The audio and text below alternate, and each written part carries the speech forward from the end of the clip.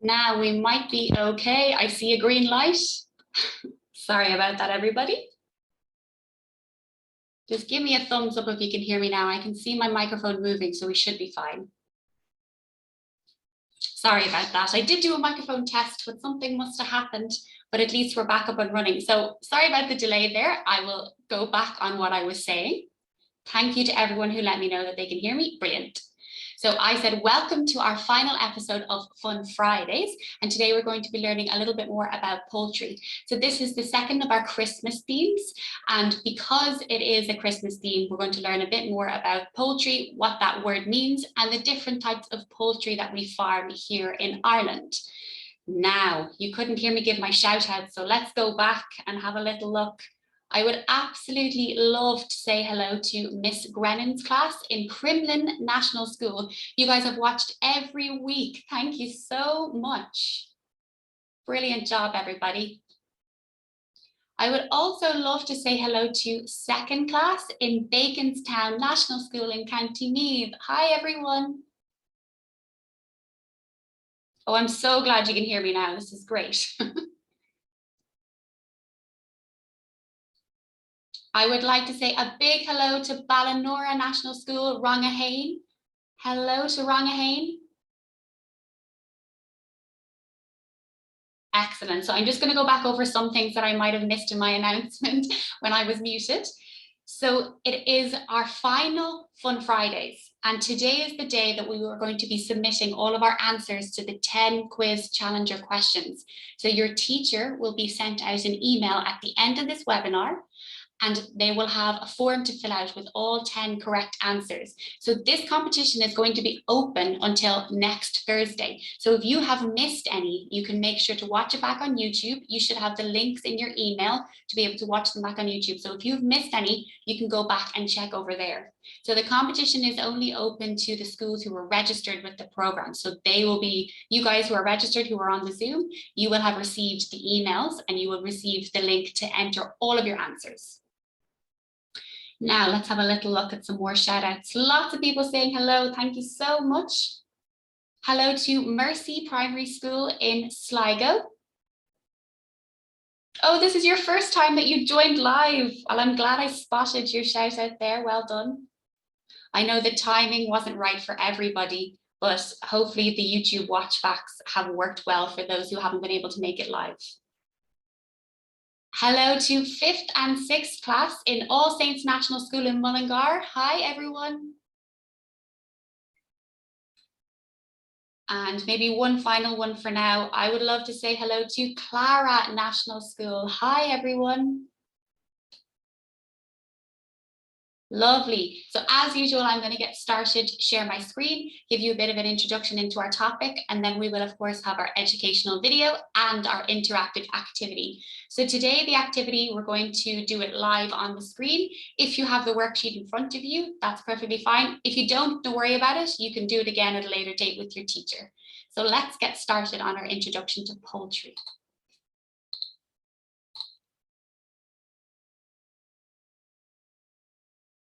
Now, there we go. That should be up for everyone. And I just will close this button down so you can see the full screen. There we go. So we're going to have an introduction into poultry. Our video is going to be the story of turkeys and how they came to Europe and why we started to eat them at Christmas time. Then our interactive activity will be the Christmas dinner challenge. And then our final quiz challenger, number 10, for the very important competition to possibly win a trip to Dublin Zoo. So now if we go and have a look at poultry and what poultry actually means. So poultry is a word used to describe any bird in domestication. So any bird that we farm that will give us either meat, eggs, or feathers. So if you have a little think about those kind of birds that we have. So obviously, if I go to meat here, so the first one that we probably think of is chicken. And now if we have a look at eggs, anybody want to add into the Q&A box with the help of your teachers? Give me an example of a type of poultry or a type of bird that we get eggs from.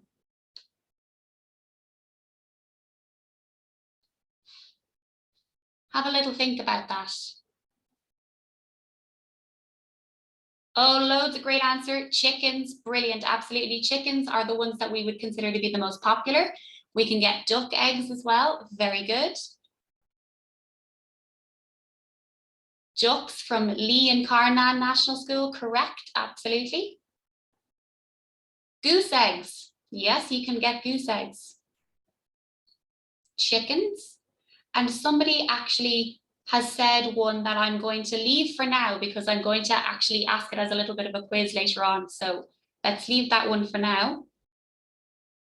So when it comes to chickens in general, when it comes to poultry in general, if we have them on our farms, they're either giving us meat, they're giving us eggs, or they're giving us feathers that can be used to create maybe bedding, put into a pillowcase, or something that's going to be nice and cozy. But the one kind of defining thing about all birds is that they will produce eggs. They also have feathers. So eggs and feathers is what considers an animal a bird.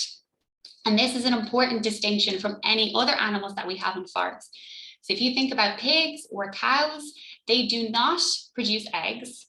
And remember when we had said that they are all mammals before. So mammals make milk, and then birds, they make eggs. So there's that big distinction there. So we do not get any milk from chickens. And the way that they will feed their young is how most birds will feed their young. They might chew up some food and give it to them. Or if you're on a farm, often the chicks will be able to eat their own food from a chick feeder. So they're kind of the defining characteristics for poultry, and we're going to have a bit of a closer look at some of them next. Now, so this is our chicken. Very good. Lots of people have given that as a really good answer. And there's differences between our different types of poultry. Even though they all give us meat, they all give us eggs, and they all have feathers that can be used to make different clothing or cozy products, there's some subtle differences. So on top of this chicken's head here, we have what's called a comb, and underneath here is called a wattle. So they're two of their big characteristics, as well as their beaks. And all birds will have beaks, whether they're birds that are being farmed or whether they're birds that are out in the wild. And they have these lovely feathers. And if you look at their feet down here, so they have their toes with those sharp little points on them. And these feet, they're actually very similar to dinosaur feet. And chickens and dinosaurs are actually quite closely related. I'm sure that's a fact that some of you already know, but chickens and dinosaurs, they're related. You could say that they're cousins when we look at their DNA. When scientists look at the DNA inside these creatures, they can see that they're closely related to dinosaurs. Now, this animal is going to be the star of our show today. So this is a turkey. So there are lots of different types of turkeys, lots of different breeds that we have on farms. So there could be ones that have white colored feathers, or there's ones that are a bit more bronzy, like this one here.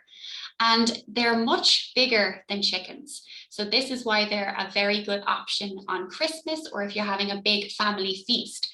But again, they have that kind of scaly, bumpy skin as well. And this is very similar to the chickens. So it's another nice characteristic. And they also, of course, have their beaks. For birds, their beaks are so important because they can help them to open up different things, or they can help them to catch insects. So they have those nice beaks that are able to, they use them as if they're tweezers, and it just helps them to be able to feed themselves and to defend themselves as well. And they have the same kind of toes as our chickens as well, and a really lovely big feathery tail.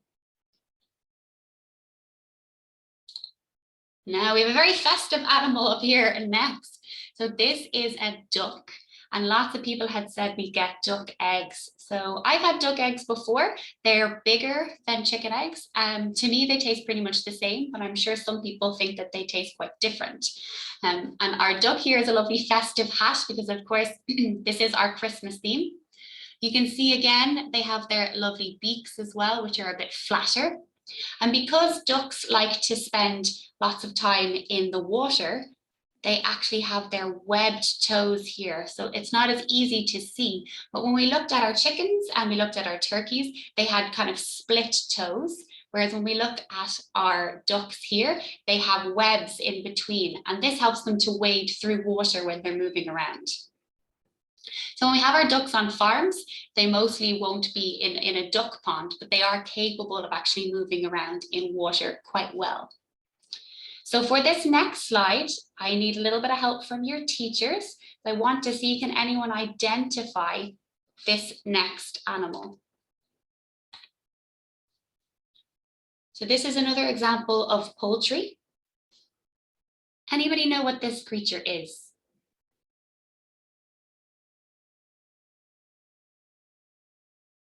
Super. So I had a lot of people guessing pheasant. So pheasants, absolutely, they are a bird, but they are much larger than this creature. So I know you can't actually tell that this is quite small. This is a small bird. There's lots of people with the right answer, don't worry. I just wanted to give other people a chance.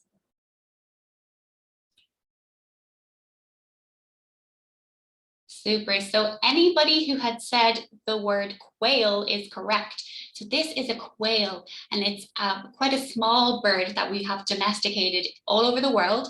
And in Ireland, you might come across a quail mostly for their eggs. So they have teeny tiny little speckled eggs that you might get in a restaurant. And sometimes you can see them at farmers markets.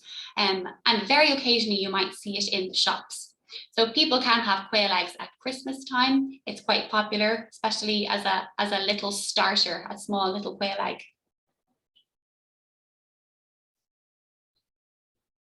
Well done to everyone who got that right. You are absolutely correct.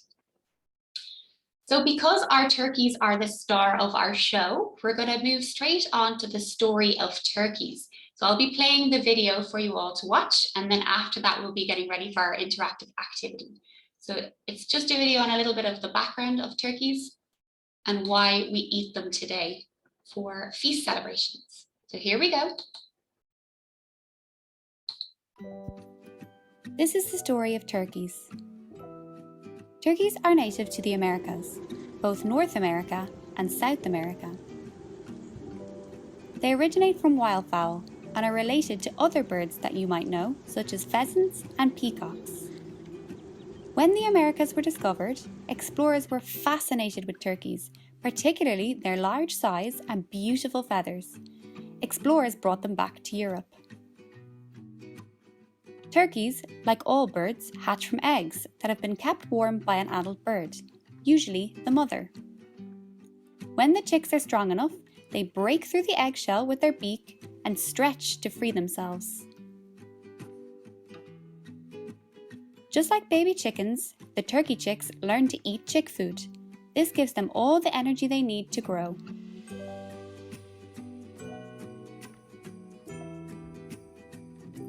Some turkey chicks are kept inside and others are raised outside, where they will also forage for insects and worms.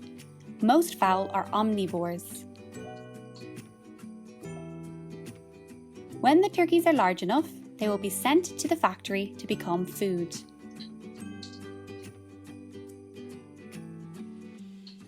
Turkey is a good choice of meat for a feast-type celebration.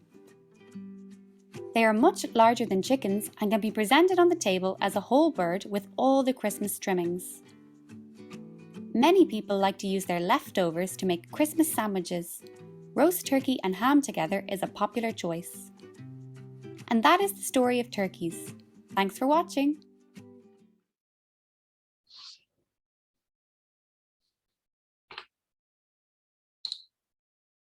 Now, so that was our story of turkeys. So I was just having a little bit of a scroll back through some of the shout outs because I know that I have missed some people, and you have probably consistently messaged in and chatted to me over the little while, and I might just have not been able to see it. So I'd love to say hello to Knockaclarrig National School from Anna and Ulrich O'Keefe. Hello, everybody. Oh, and there's a lovely fun fact from Mr. Dermody's 5th class. Ostrich eggs are the biggest edible egg in the world. Ostriches have absolutely huge eggs. You're correct. Now,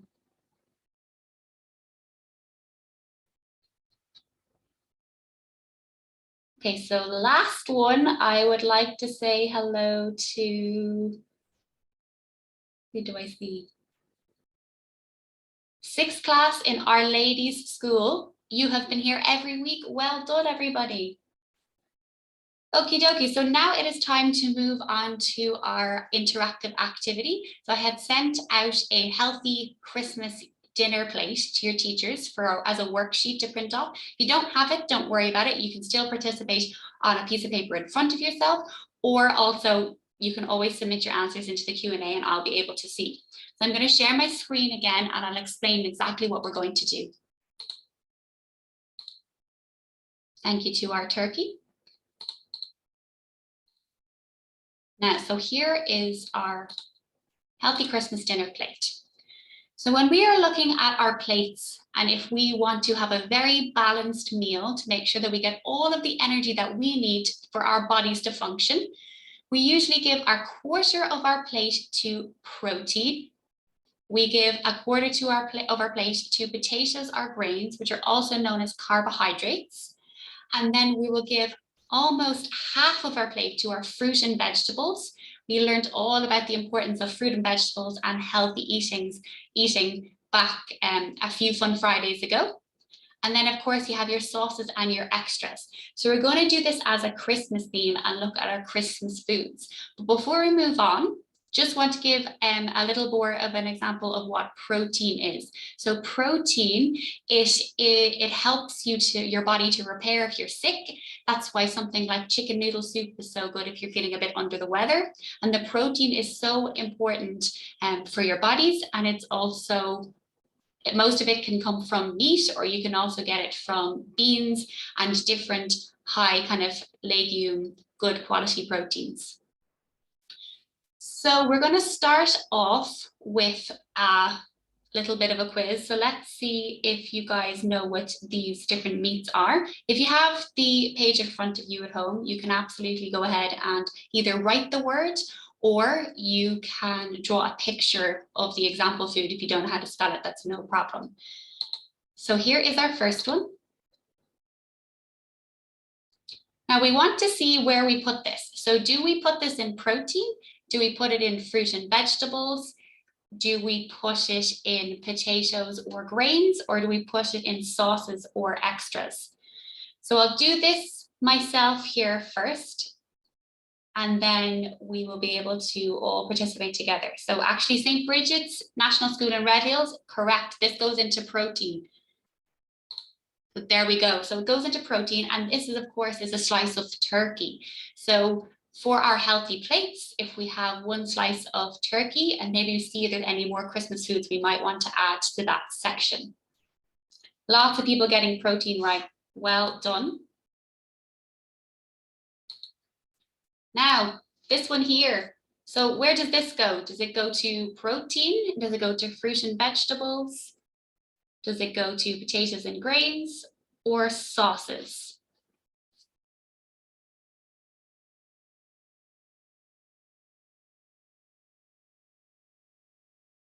So Carnan National School, it says they have said protein because it is ham. Excellent. So Christmas ham, another popular choice for a Christmas food. So our first episode of our Christmas edition was last week, and we learned a lot more about pigs. But yes, our Christmas ham also goes into protein. Brilliant. Well done, everybody. So if you have the sheet in front of you, if you want to write down those words, if you can spell them, so turkey and ham, or if you want to just draw a little picture that represents them. And now we're going to have a look at our next one to see if we know where to put it. So is this protein, fruit and vegetables, our carbohydrates or our grains, or is our sauces or extras? Excellent. Good job, everyone. So Mr. Newman's class said carbohydrates. Brilliant. Very well done. That is the exact answer that I wanted. So we put it in potatoes or grains. So potato or grains, they are also our sources of carbohydrates. They also give us lots of energy so that we can go about our day. We can run around outside and play with our friends. We can concentrate in school. Very, very important. So they take up 1/4 of our plate, and our protein takes up 1/4 of our plate. Now, I thought this might cause some confusion, all right. So one class said fruit and veg. You are correct. So potatoes are considered vegetables. Well done, because we did go through this before. But when we are talking about our healthy eating plate, they go into the carbohydrate section. And I probably should have put the word carbohydrate here, but I just thought that might be a bit confusing for our younger members that might not know what that word means. But you're not wrong. Well done. They absolutely are fruit and vegetables. They're just more a starchy carbohydrate source rather than the other more fruit and vegetable type ones that I'd be looking for for half of my plate. So this one, I'm sure you'll all get this one right. And this one is a little bit of a controversial one. I think some people love them, some people hate them. I love them. Now, where do these go? Oh, people straight in, well done. Vegetables, excellent. So they're going over in our fruit and our vegetable section. So there's lots of different fruit and vegetables that you might have on your plate at Christmas, I'm sure. So another example of a vegetable, some people have carrots. In my family, we have cauliflower at Christmas. There's loads of different types that you could have. But these are our Brussels sprouts. Some people love them, some people hate them. They're like tiny little cabbages. Well done to everybody for that. And this next one is a little bit tricky. Anybody know what this is?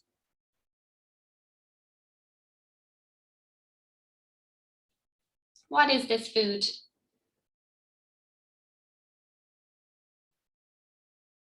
Oh, loads of people answering. Clockfin National School, you were first in there with cranberry sauce. Brilliant. Cranberry sauce can be associated with different meats, mostly turkey. Of course, there's gravy as well. But cranberry sauce, I just wanted to point out, so yes, it's a fruit, but because it's a sauce and it probably has lots and lots of sugar in it, the same way that you might think of jam, you wouldn't necessarily think of jam as an option for your fruit or your vegetable for your plate. So we actually are going to put this in our sauces or our extras. Because if you think about our healthy eating plate, if we wanted to have fruit and vegetables as almost half of our plate, we couldn't have half a plate of cranberry sauce. That would make us a little bit sick, I would say.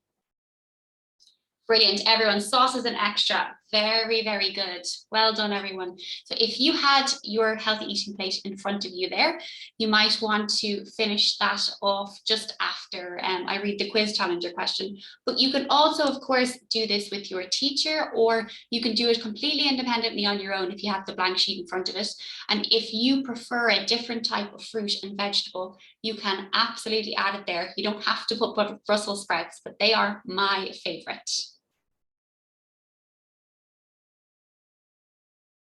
Super. So we are going to now move on to our final quiz challenger question. We are nearly out of time here. So I'm just going to stop sharing my screen. So if everybody is ready, as usual, I'll read it once and then I will repeat it. So here we go. Quiz challenger number 10. Which food do we not get from poultry? Eggs, meat, or milk?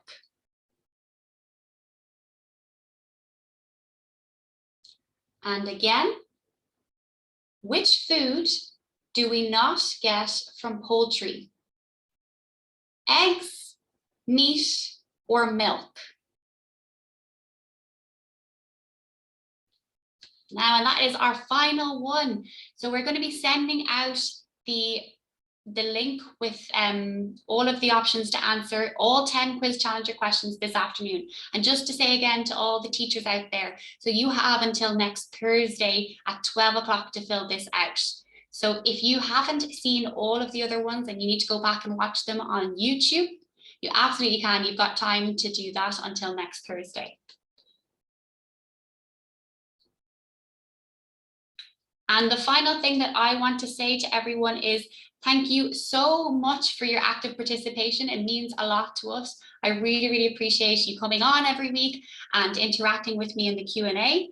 And it was a really brilliant time. So thanks so much. And I'd like to say thanks to St. Patrick's in Bray, County Wicklow. Also love to say thank you to 5th class in St. Mary's, Stranorlar.